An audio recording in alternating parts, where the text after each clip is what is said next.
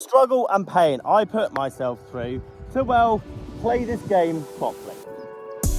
Let's talk struggles and pain of my golf game. Simon, down here at Sanford Springs Golf Club. Let's get honest, let's get deep, let's talk about everything that I went through, how I felt, the anxiety, the pain, the struggle, wanting to give up golf. And it's just a game, and I look now in perspective. I'm 31 years of age, I've got a beautiful wife, I've got 2 gorgeous healthy kids, I've got a house, and I've got a career and a job that I absolutely adore. But the age of 19, 20, 21, my playing ability test, which we'll go through, I'll talk exactly how that felt, how that went, my fails, the embarrassing side of it, the fact that I just wanted the earth to swallow me up and never talk or see golf ever again. And I want to make this video because I changed habits in my golf game to overcome this. Not technical stuff, which I was obsessed with. I practiced more than most. I was working on different swings, different wedge games, putting drills, you name it. And we get obsessed with equipment and lessons and technique, where if you're struggling to get down to, let's say, 10 or single figures, and maybe you're struggling to get down to 18, and you've exhausted every technical thing, change, equipment there is, there's probably something that you haven't looked at, and it's something that I massively overlooked when trying to play golf. And when I'm talking about playing golf, I'm talking competitive golf. Golf under pressure. And I'm telling you now, I couldn't have put more pressure on myself when I was 19, 20, 21, because if I didn't accomplish this goal, I wouldn't have the career that I have today. So let's get honest, let's get truthful, talk about my lows, the darkness that I had in my golfing journey, and how I overcame it, and how it was the best lesson and achievement potentially that I've got to date. So let's start from the beginning. I first picked up a golf club when I was 17 years of age. I thought it was an old man's game, but then I went and played with a few of my mates. I loved it, got addicted. Lo and behold, I'm then practicing 5 days a week by myself. I was working in a bar at a time after college as a gap year because I didn't want to go to university and didn't really know what I wanted to do, but I did love golf. And then a job opening came up when I was 19 years of age at a local pro shop, Donington Grove. Great track, great bones, brilliant breeding ground for good golfers, mainly because it's just 7,200 yards off the back, so you had to hit it a long way. And the whole point of this story is I could hit the ball a long way. I could flush it even way back then, and that's all I was ever focusing on. But I wasn't focusing really on playing good golf, especially putting scores together. And when you start this game, whether you start off 28, I started my first handicap 22 when I was 19 years of age. You can get away with not necessarily thinking or plotting your way around a golf course. Not only that, you just need to make sure you get it in the fairway, i.e. playable. That's all you're worried about when you first start this game. I don't want to be out of bounds, I don't want to top it, I don't want to miss the golf ball, I don't want to thin out of the back. These are the main things that you're worried about, and that potentially, depending on your age and ability and flexibility, will get you down to a mid-handicapper level. There's no question. So I went from 22 down to 12 in the space of 6 months, mainly because I was just doing tons and tons and tons of practice. But this is where the struggles start occurring. I got down to 11, something like that. It was very quick success, which a lot of you will be experiencing, especially if you've just started the game over the last year, 2 years. You see this rapid growth, you're hitting the ball further, straighter, X, Y, and Z, and you get down to that mid-handicapper, low mid-handicapper range, and then you stall and you don't see any progress, and you spend more money and you go for more lessons and you start practicing even more. Exactly where I was about 20 years of age, been practicing solidly for 8-9 months. I'd seen little to no improvement whatsoever, and I think over the course of 3/4 of a year I went from 12 to 9.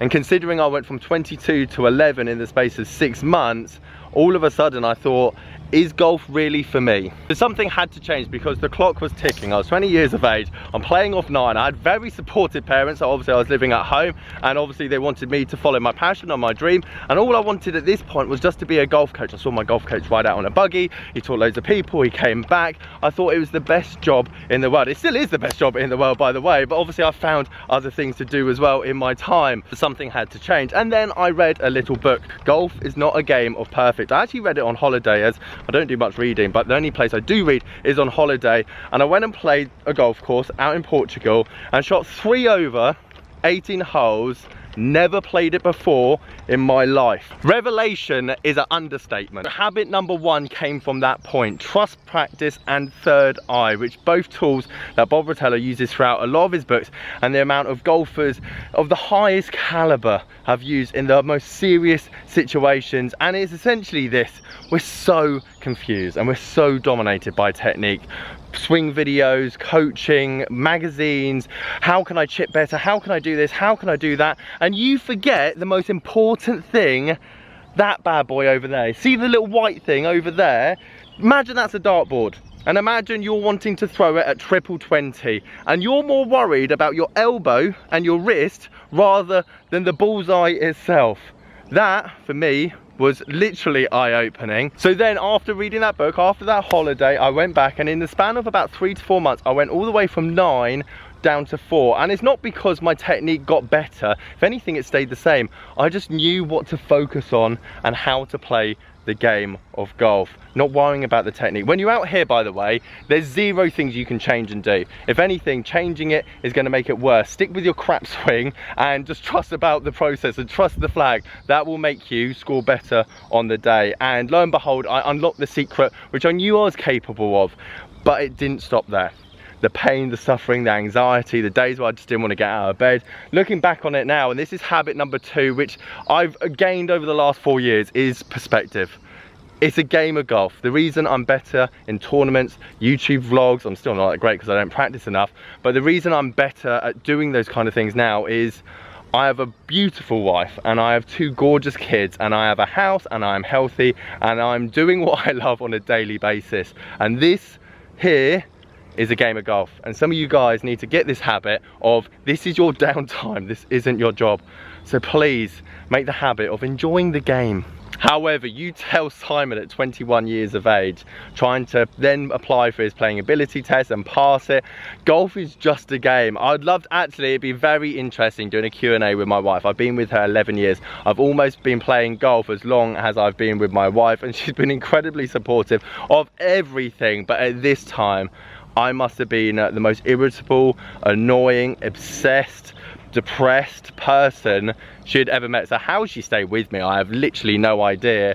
But golf was everything. It's exactly what I needed to do. And the playing ability test, which ironically now I think a 4 or 3 you wouldn't have to do it. I think you can apply for it when you're 5 or 6, but you still have to do the test. Anything below that, if you keep your handicap for more than a few months, or I'm not too sure. Anyway, I'm glad I did it. It was a massive test. It was the biggest test of my life, and I thought I'd conquered my mental game, specifically because I was able to play competitions at my own golf course. Do you know what I mean? I was able to play a medal, I was able to play a board comp at my own golf course with the same members. You're always drawn in the same categories all the time. So you're playing with other single figure handicappers and you're comfortable. And I felt like I'd conquered the pressure. Lo and behold, how mistaken I was. So therefore, habits 3, 4 and 5 had to then come into my golf game to pass this test. Because technically I was able to shoot under 15 over 36 holes around a golf course. But can I do it on the day? Can I do it under pressure? And the answer was no. And I don't think I've ever said this on YouTube. Maybe I have once. But I failed the playing ability test 4 times. I think I passed my 5th one, or maybe I passed my 4th one. I'm not too sure. But each time that I failed it was soul crushing and embarrassing, and I wanted to get swallowed up by the ground. That's when I talk about playing golf, because this is why I have admiration for tour pros, is that they are playing not only in a different country, but off different grass, in different climates, away from their family, 6 days a week, and still having to shoot the same golf over and over, still having to rip the driver, still having to hit the irons, even though they're jet lagged, even though they're hungry because they don't like whatever's being served in this particular country. Do you know what I mean? It's like the smallest things, but that's when you have to have the strongest mental game alive to be top of the world. So I had to get stronger in 3 different habits to conquer this stupid playing ability test, which, to be honest, multiple amateurs would be able to do with their eyes closed. But this was my everything. This was my life. This was my job. This was what I wanted to do for the rest of my life. So once I put all this pressure on myself, I had to play golf with literally the world on my shoulders. Habit number 3 was my pre-shot routine, which I worked religiously on. It was my comfort blanket. It's something that I could take wherever. Now I've lost it. haven't got a pre-shot routine, you have to practice this week in, week out, at home, on the golf course, on the driving range, so that when you get to this place that's alien to you, you've never been to before, you feel the pressure, your heart rate's going, your hands are sweaty, you can then go through the same routine over and over again and visualize you hitting it straight down the middle.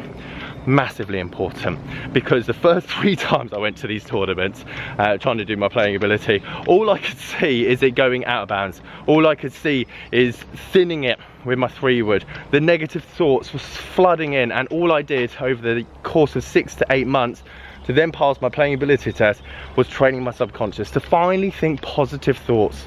To think, oh, I'm gonna rip this, oh, it's gonna go down the middle, oh, I'm gonna drain it from off the green, which is massively important. Training your subconscious to think positive thoughts is hands down the best thing you can do for your golf game. Habit number 4 was practicing my putting under pressure. It's the one thing that let me down easily on any golf course that I went to, because you're on different greens, the slopey ones. The ones at Donington Grove, which is always flat, so anytime I had undulation I was basically stumped at what to do.